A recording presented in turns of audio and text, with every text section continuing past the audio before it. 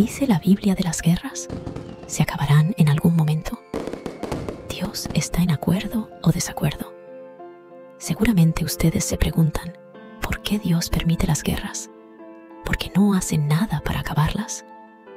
Pues acompáñenos a revisar un poco la historia junto con lo que nos dice la Biblia. Hoy, muchas personas viven oprimidas. Piden a gritos que Dios las ayude, pero se preguntan si algún día escuchará sus ruegos. ¿Y qué hay de aquellos que recurren a la guerra para poner fin a la opresión?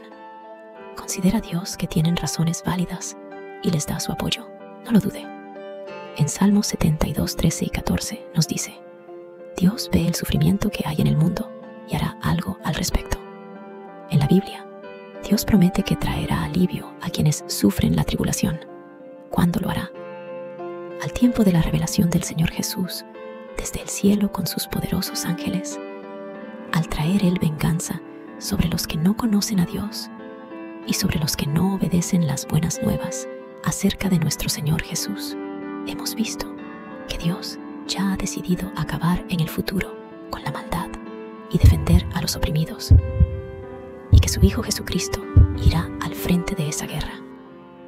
Esto significa que Dios no está de acuerdo con ninguna de las guerras de la actualidad, por más justa que parezca la causa. Hoy, las naciones en conflicto a menudo le piden ayuda a Dios, pero Él no toma partido en ninguna de estas guerras.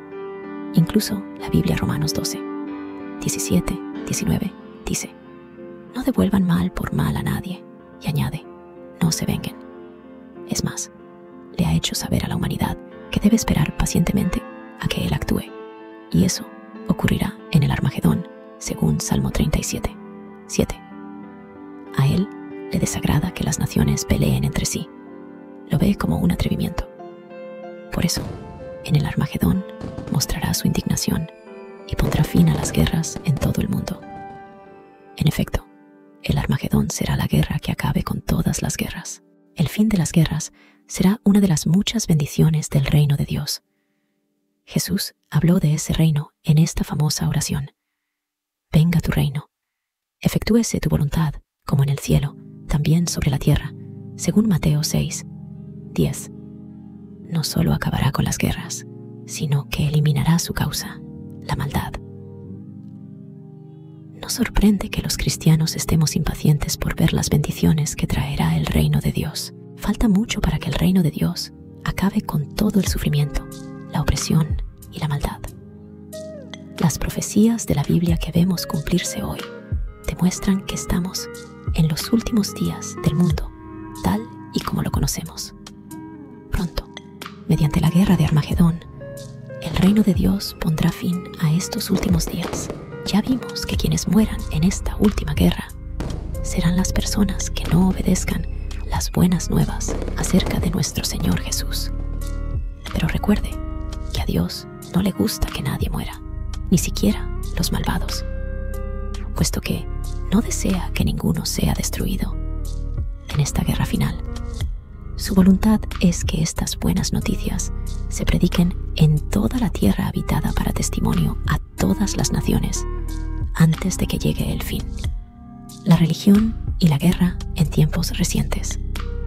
Las guerras religiosas, desafortunadamente, no son solo cosa del pasado distante. Han ocurrido en tiempos modernos. Pero, ¿qué hay de las cruzadas o guerras santas? Es posible que el lector piense que seguramente la religión hoy día no ha apoyado guerras como lo hizo durante las cruzadas. Pero sí lo ha hecho. Los mismos líderes de la Iglesia lo reconocen. Por ejemplo, en julio de 1969 estalló una terrible guerra entre El Salvador y Honduras. Según el anuario de una enciclopedia, el conflicto rápidamente produjo muerte y tragedia humana en una escala pocas veces vista en la historia salvadoreña. ¿Quién fue responsable por esa guerra? José Carranza, obispo de Honduras, acusó al clero católico de El Salvador de fomentar esta guerra mediante sus escritos, sus discursos y su actitud. Dijo que ellos la llamaron una guerra santa e instaron a los católicos a pelear. Es un hecho que la religión en tiempos recientes ha diferido muy poco de la religión de la Edad Media, cuando los clérigos instaban a sus congregaciones a ir y matar a los infieles. Primera Guerra Mundial. ¿Una guerra santa? Obviamente, la Primera Guerra Mundial tuvo causas completamente diferentes de las guerras santas de hace siglos. La Iglesia patrocinaba directamente las cruzadas para recobrar la Tierra Santa. Por otra parte, las causas principales de la Primera Guerra Mundial fueron políticas.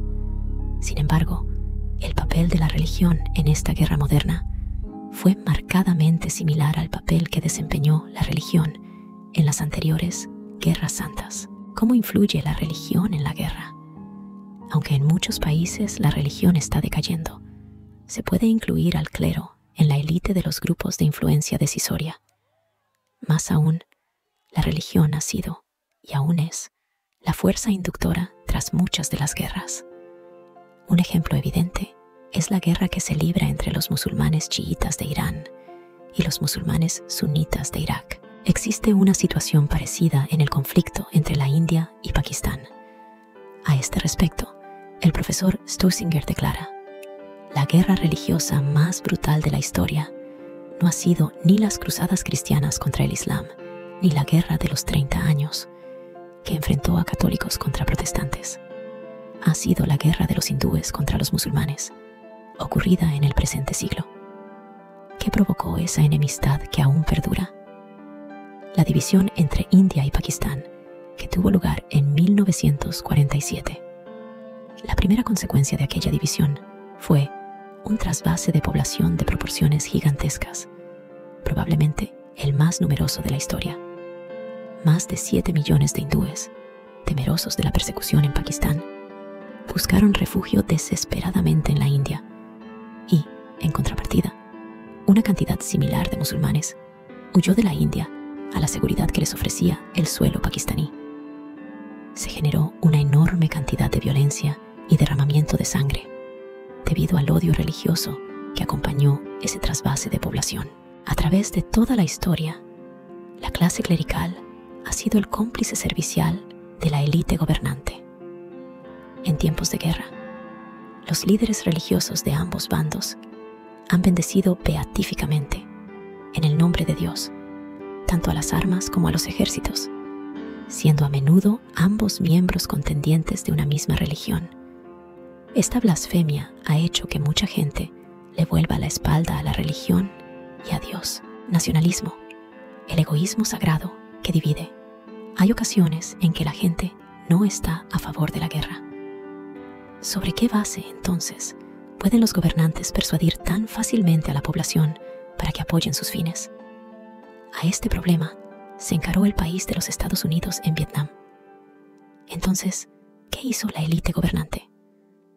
El ex embajador Galbraith contesta: la guerra de Vietnam generó en los Estados Unidos uno de los esfuerzos más abarcadores que se han realizado en tiempos modernos en el campo de la predisposición social. No se escatimó esfuerzo en el intento de hacer que la guerra pareciera necesaria y aceptable para el público americano.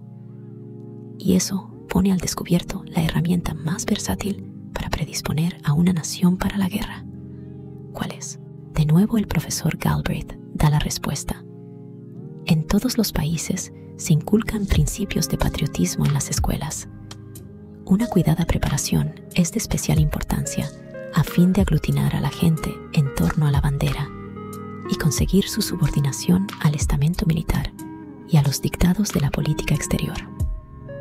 Esta preparación sistemática impera tanto en los países comunistas como en los occidentales. La causa oculta de la guerra. La historia de la guerra y sus causas no pueden considerarse sin tomar en cuenta un conflicto de mayor alcance que ha afectado profundamente a la humanidad. Este está claramente expuesto en la Biblia. Este antiguo libro, Job 1, 6-12, muestra que una poderosa criatura espíritu, llevada de su ambición egoísta, se erigió a sí misma en oponente de Dios. Él dio comienzo a una rebelión en el cielo y en la tierra, y con ella introdujo en la familia humana la desobediencia, la imperfección, el pecado y la muerte. Por esa razón, cuando Jesús estuvo en la tierra, pudo identificar a sus enemigos religiosos, diciéndoles: ustedes proceden de su padre el diablo. Ese era homicida cuando principió y no permaneció firme en la verdad, porque porque la verdad no está en él. Es mentiroso y el padre de la mentira. Esta rebelde criatura espíritu, Satanás, que significa adversario, el diablo, que significa acusador, calumniador, ha gobernado y dividido a las naciones por miles de años. Por medio del poder político, ha logrado controlar a las naciones desde una posición invisible. ¿Qué base tenemos para esta afirmación? El hecho de que cuando él tentó a Cristo, pudo mostrarle todos los reinos del mundo y su gloria, y decirle: todas estas cosas te las daré si caes, y me rindes un acto de adoración. Cristo no negó que Satanás tuviera control sobre todos los reinos del mundo. Él rechazó la tentación diciendo: es a Jehová tu Dios a quien tienes que adorar, y es solo a Él a quien tienes que rendir servicio sagrado. Por medio de toda treta y desviación política posible, Satanás ha apartado a la humanidad del único camino verdadero hacia la paz. La inmensa mayoría de la humanidad es leal a sistemas políticos que son, por definición, antagónicos. Tales sistemas no pueden ni podrán establecer verdadera paz para la raza humana, porque están bajo la influencia de un falso Dios, el Dios que está extraviando a toda la tierra habitada, Satanás. En consecuencia, de una manera explícita o implícita, ellos rechazan la única vía verdadera hacia la paz. Puede que usted se pregunte: ¿cuál es la verdadera vía para hacer de la paz una realidad?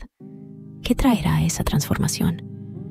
¿Y qué debo hacer para heredar tal paz? Tiene que producirse a escala mundial un cambio de pensamientos y sentimientos. Y eso representa un cambio en el sistema educativo. Enseñar a toda persona paz, amor y respeto mutuo. También significa un cambio mundial de liderazgo que resulte en un liderazgo unificado, que tenga el respeto de todas las naciones. Un gobierno mundial que no sea susceptible a corromperse. A su vez, esto supondría un cambio en el control mundial, de la gobernación por Satanás a la gobernación por Dios. Pero, ¿cómo se llevarán a efecto estos cambios? Ese gobierno celestial en poder de Cristo es un nuevo orden de cosas que reemplazará el mal gobierno que por milenios han ejercido sobre la humanidad las clases elitistas, egoístas y divisivas. Así que, si hay esperanza de todas las guerras terminen y por fin tengamos paz mundial, tengamos fe